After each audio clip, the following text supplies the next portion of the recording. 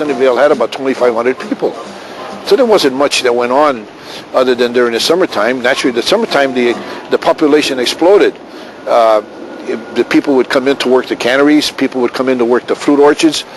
They would come from the Central Valley, Texas, and they would, because then they would come from here, because by that time, by summer, the oranges were over with, and they would come here to pick the fruit. And they would come with their families, and they would camp out in the orchards, under the trees, in the barn.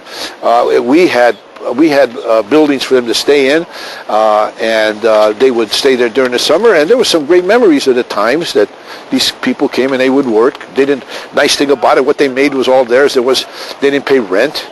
They had the use of the facilities there, and they made their summertime money. Then they would go back and follow the fruit and move back in the wintertime. But that's how we got our stuff picked here, because there wasn't that many people here. But all of a sudden they would show up for that reason, and you could get away with living in those kind of conditions. Today you couldn't get away with it, because the health department would rake you over the coals. As we began to get into agriculture, as we began to go further into agriculture, and after the war we were able to buy a bigger piece of equipment. We had a Caterpillar, a D2, and with that tractor I could work 2 acres an hour, and in 5 hours I could work 10 acres of land one time, and it would burn about 2 gallons of diesel an hour, and we would be able to do a lot of work with that piece of equipment. Let me tell you, it would do more work than we ever expected, and sometimes I'd be on that tractor 10 hours a day. When we sprayed in the old days, we used a combination of bluestone, lime, and oil. The oil was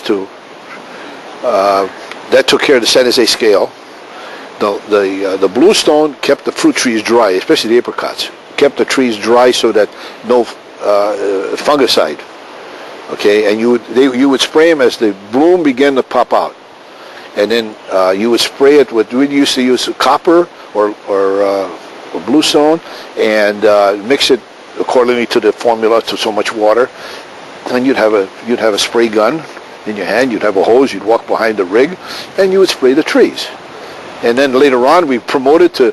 They put a platform in the back of the rig. The machines got more powerful, and we would spray from the back of the rig.